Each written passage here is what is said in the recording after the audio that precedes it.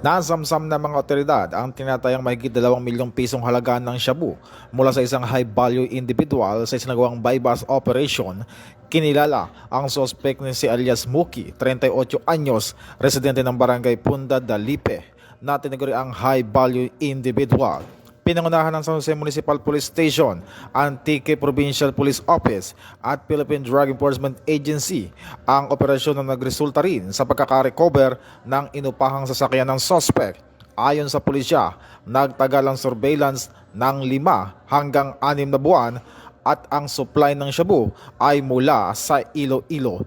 Nagbabala rin ang mga otoridad sa iba pang drug pushers na itigil ang kanilang iligal na gawain. Ito ang bagong PNP para sa bagong Pilipinas, serbisyong mabilis, tapat at nararamdaman.